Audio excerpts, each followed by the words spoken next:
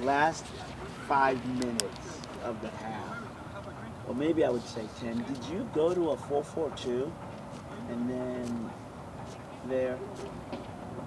We always defend 4-4-2. And before that, I would say you're also playing a 3-back. In our attacking movements, it's 3-2. Right. And they were pushed up. They had pushed us back, yeah. So did that maybe cause complacency in the goal for them to give them enough room to score that goal? Or? The goal was a complete breakdown, team defensively. If you watch the start of the sequence, Ymar clips a long ball. He's trying to hit Leo Chu. He mishits it, goes to the goalkeeper. Could have kept possession, closed the game out. Okay, they get it. And if you watch that whole sequence, number one, there was one positive in that sequence. Goalkeeper gets the ball, he chucks it out to the right, and Raul Ruidiaz chases back all the way to midfield. He stops, but he chases all the way back, which I give him some credit for. And then everybody recovers and we get set. We always try and defend 4-4-2. Once we're organized, then we start to step out. And we start to, apply pressure when it's the right moment. We didn't. We were very passive in that moment. That's why it looks bad. Let them play. Okay, we're defending the goal. Okay, fine. Ball gets into the player that Jackson was marking. Leo Chu's got to tuck in. That's his job. Albert, a little bit of awareness, but he sneaks the ball in. Jackson goes tight. The other three defenders, and we work on this constantly. When one of the center backs steps, you compress. Didn't do it. The ball, they keep possession. Ball comes here. Then Ymar anticipates a pass, which he should have been back here, but he anticipates it, so makes his position even worse. So our two center backs are about this far apart and 10 yards higher up the field, and gives a clear lane for the player to go through. And then he gets the ball. JP can't cover all the ground. Chu's got to come back and make that pass difficult or make it go negative. Chu's got to get back. JP's got to press. Doesn't happen, and they score a goal, which they're going to say was great play and credit to them. Good sustained possession, but for us, wasn't a good goal to give up. Looking back at the tape, on the offensive end, you obviously generated a lot, but it was just simply about the finishing ball not going in? Sorry I started off with kind of a negative. The attacking stuff was a positive. You asked me some good questions after the game. I thought about them a little bit. I thought our attacking movements work. They were good. We just don't have anybody putting the ball in the back of the net. The only thing we discussed and what we worked on today was timing and options of the movement when we get the ball into prime assist zone on both sides. The lineup choices, some of the lineup choices you saw was, Jordan and Alex on the right-hand side are very good. Leo Chu's very good over here. Christian gets on the end of things over here. Clinked it off the post, plus the own goal because Christian gets in. We need Raul, Christian, Albert, Nico, whoever it is. But on the opposite side of the field, when Alex and Jordan are there, we need someone coming from here. That's what we're working with Mr. Chu. Jordan Morris almost scores that header because of that exact sequence. Jordan's better coming from here, attacking the goal. So we're in a conundrum because Chu's great and he's done a lot of good things, but we need a complete, system. Sounds like numbers then. The numbers game getting. Well, we're just working with each player on how they can be better to help the team win. And then, when we choose the lineup, then they understand where they need to be. Speaking of sort of those lineup decisions, where do you fall in terms of weighing the benefits and costs of moving, like getting Leo on the field, but keeping Morris up top, or putting Jordan on the left and Raul up top, and how do you go about balancing that, and what are you looking at to determine the? We're trying to find the right formula right now. your other question about my substitution patterns, we took a little bit of a risk. We reflected on that again as coaches this morning. We took a little bit of risk at San Jose. We thought it was a, game that we might be able to steal some points. And so we didn't rotate heavy. Normally the conservative approach, or most guys will rotate midweek, come back strong and that came back to bite us a little bit. I think maybe a little bit more freshness, although Raul had the day off. But, Yaimar 3 games in a week, Nuhu, heavy legs, defenders, maybe that takes its toll a little bit. But I think when we settle on a final roster, it might come down to a couple different things. Who's in form and who's not. Maybe there's away from home and at home. Because look, Raul's been a killer.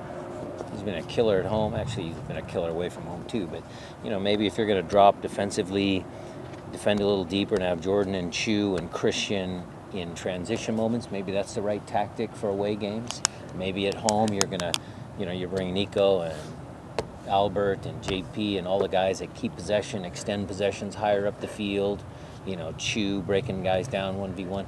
It might come to that, Jeremiah. It might be we just do things based on where we're at and who we're playing against.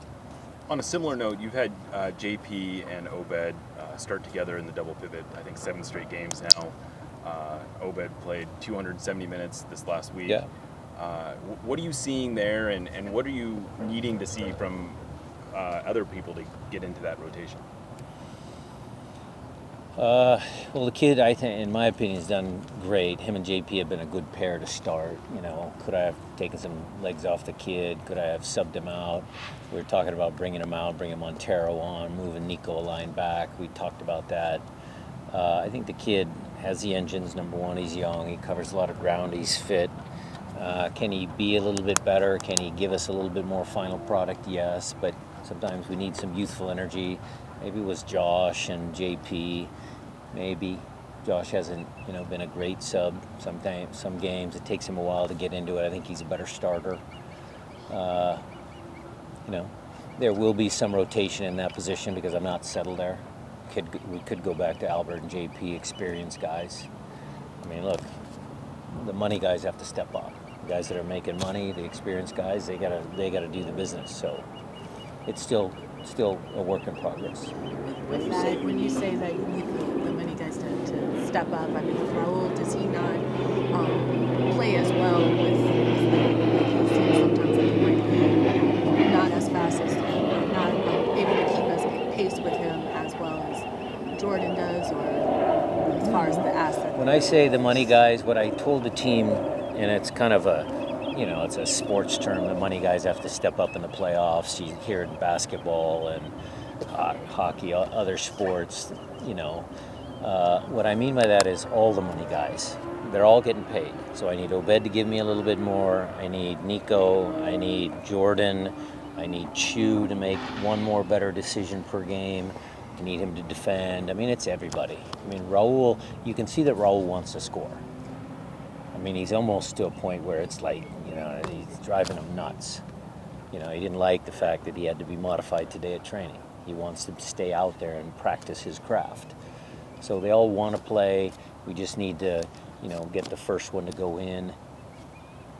Albert, one-on-one chance, another chance to play Obed in, and he picks Chu. I mean, we need some goals out of that position. I mean, someone needs to break the ice. Kind of talking about chance creation. Did you have a chance to look at the tape for set pieces from the Dallas game? You were talking about that a little bit. Yeah, do you comment? Yeah.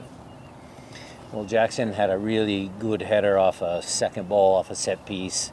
I think towards the end of the game when you get like a bunch of, set pieces at the end of the game and it's desperation time, I think sometimes your schemes go out of whack. The one play where we had Leo Chu come around the corner almost worked, which was very good. Something that Andy practiced on the field, so we're getting closer. How do you feel having Jordan and Christian back on the team? It's great. Very big parts of the squad. How do you think they make an impact when they're on the pitch? Well, they're both tremendous soccer players. Jordan needs to go back to scoring goals. He scored a bunch of goals early in the year. I know he's itching to score. Christian, you saw his attacking stuff for sure, but some of his defending, his reading of the play, when he presses, how he presses, both critical pieces. Is there anything that they bring to the team that might have been lacking when they were absent with the national team? I'm not sure if I follow the question. I mean, they're good players, but then, we had other good players playing while they were gone. It's just they're different. How Nico plays that position, how Jordan sometimes plays on the right, how Albert's played on the right. We had Dylan Teves starting a couple games on the right is different than Christian.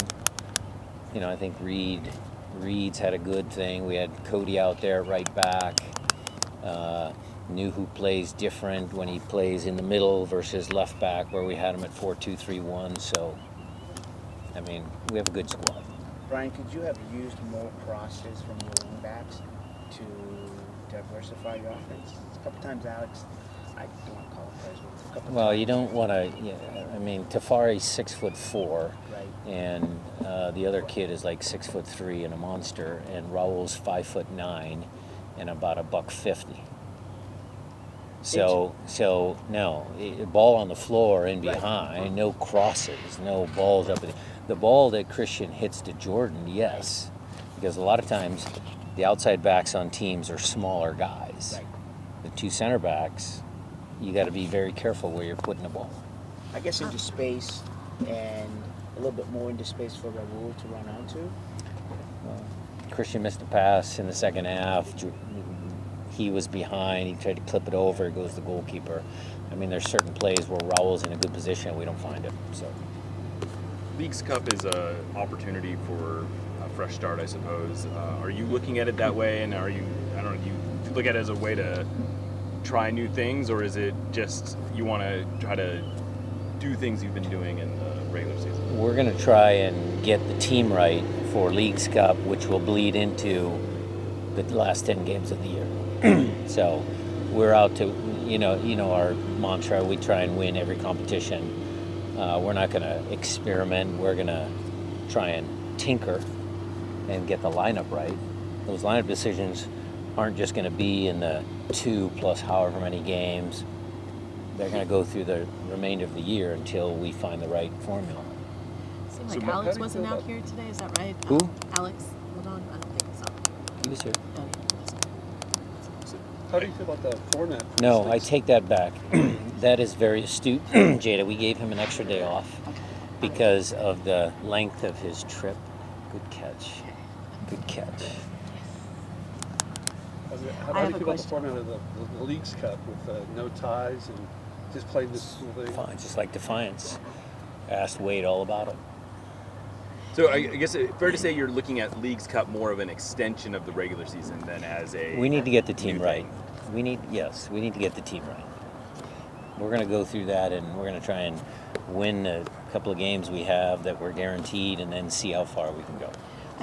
You had mentioned, I just want to understand with Nico, you said after the match that it was resting him, so it's not you're not looking at Nico him is- versus Albert type No, of situation. Albert could drop back a line for Obed, and Nico could come back in, trying to find the right formula. I needed to get some fresh legs on the field, so the that was right formula in doing that, it could possibly be like a Nico comes in off the bench, Yeah. or is a He could be a secondary starter. option. He could be a starter.